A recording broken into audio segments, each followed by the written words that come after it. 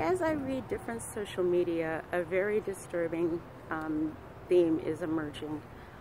And I'm going to point it out because I want everybody to take a minute to think about it and see whether or not it applies to them. That theme is that people don't know what corruption is. Like, they don't understand how it's defined. I think that somehow we've gotten to a point where people feel like it's only corruption if someone passed money under the table and got a favor from someone that was a government official, and they've lost sight of the much bigger, much deeper picture of corruption. It's not all your fault. People go out of their way to get everyone to trust the system. You have to trust the votes. Do we? Why do we have to? No one is entitled to our blind allegiance of trust. No one. If we want to give it, we can, but no one's entitled to it. So the current environment of shaming people who dare to trust, to question, that disturbs me. It disturbs me a lot. And I'm seeing a lot of it. How dare they question? They have no evidence. They, as a citizen, it's not up to me to provide evidence that my government is corrupt if I think they are, or that any process within the government is corrupt if I think they are. It's up to them to prove to me. They need to show evidence that they are not doing something improper. They work for me. Can you imagine being somewhere and going to your boss and telling them when they give you a review, show me proof that I didn't do a good job? A good boss will have given it to you anyway. But they work for us. They don't get to do that. But I see people saying things like, well, look who is being charged with this. Look who is being charged with that. Prosecutorial discretion. That's a term that you should become familiar with. That means that the prosecutor decides who they're going to charge and who they're not going to charge. It has very little to do with actually who committed a crime. I say little because you committed a crime if you violate a statute. You violate a law.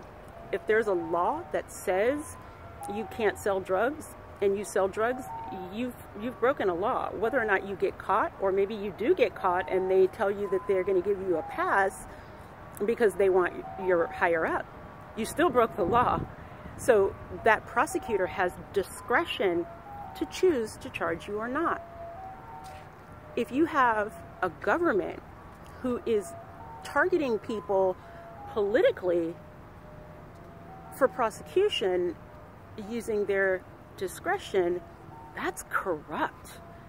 And it seems like a lot of people don't know that. I mean, I think most people sort of instinctively believe that there's a lot of crime going on in Washington. There's a lot of improper things going on. Probably if you charged everyone with the crime they committed, we could clean that town out. Literally, it'd be a ghost town. No one would be left. But somehow people have been trained to ignore statutory violation. And I'm not trying to use a lot of big words. I'm just trying to use it as it is.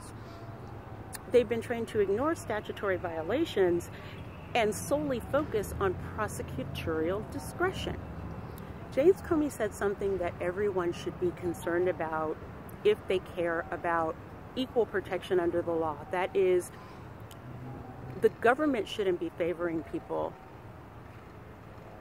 based on their status, their money, their power. It's one thing to have a lot of money and be able to hire a better lawyer. That's not the government doing that. That's you and what you worked for, or maybe somebody in your family worked for, that's giving you a privilege. But the government shouldn't be picking and choosing based on someone having too much power.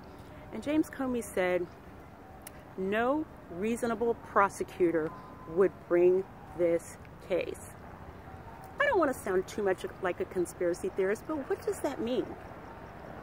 We had a prosecutor that was murdered in Florida. No one's really sure exactly what happened to that gentleman. There are rumors about what he was working on, and I guess you could call them conspiracy theories if you want. What we know is not a conspiracy theory is that he's dead. Is it that no reasonable prosecutor would take that case because they were afraid something bad would happen? Is it because no reasonable prosecutor would prosecute someone they think is about to be the most powerful person in the world? That is corruption. You should not be too rich or too powerful to face consequences for breaking the law. I hear people say things like, the president is trying to lock up his political opponents. No, maybe he's just trying to lock up criminals. And if you allow someone to give you a narrative about where you should look, I kind of feel like we live in a society of don't look over here, look over there. If you allow yourself to be subjected to that, as opposed to saying, no, I'll look where I want to look. And if I see something I don't like, I will question it. And you have no right to have a problem with it.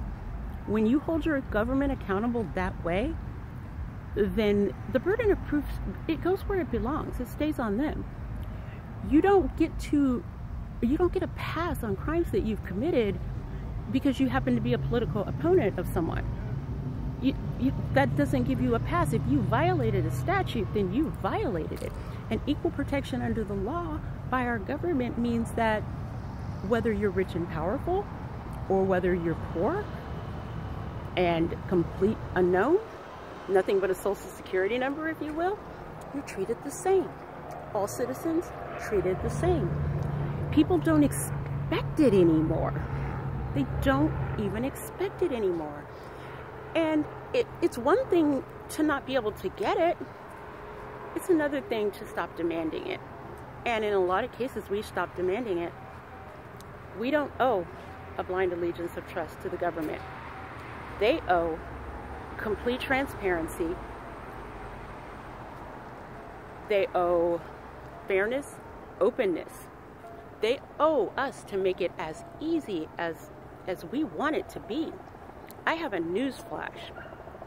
And if you don't remember anything else, remember this. Government is not an independent entity that gets to do what they want to do. They don't get to tell we, the people of the United States, go sit down over there. I know what's best for you. So you just be quiet and let us work. That's not democracy. Here's how it works. We, the people, tell them what to do. And they're not permitted to do anything but that. We come together as a collective. We decide what laws we want and what laws we don't want. And if we have legislators who won't enact those laws, then we're supposed to get rid of them. That is our power.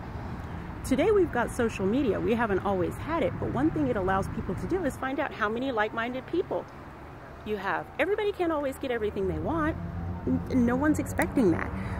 But when you have someone who is in a district where their constituents don't support something, they're not supposed to go along with the rest of them just because. And they're certainly not supposed to go along with it because they're promised a better office, a better committee assignment. And if you don't know what committee assignments are, you should probably learn. We, the people, are their boss. They should not be telling us that we cannot see anything. They shouldn't be telling us how difficult it has to be to recall someone. An elected official is elected. If the people who elected them don't want them anymore, they ought to be able to get them out of office by saying yay or nay. They've told you that it needs to be organized, orderly, this, that, or the other, but does it?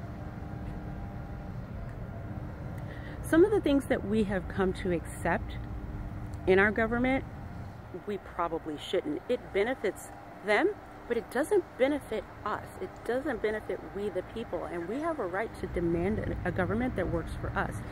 And we the people have to step up too. I hear a lot of people that don't want certain laws enforced. Then vote yourself a legislator that gets that law off the books. Does anybody remember when we passed a law, even in California, you think a liberal state like this probably wouldn't do that, but we passed a law that said marriage was between a man and a woman. I was an early supporter of gay marriage, not because I believe it or don't believe it, because it's none of my damn business. If you don't want to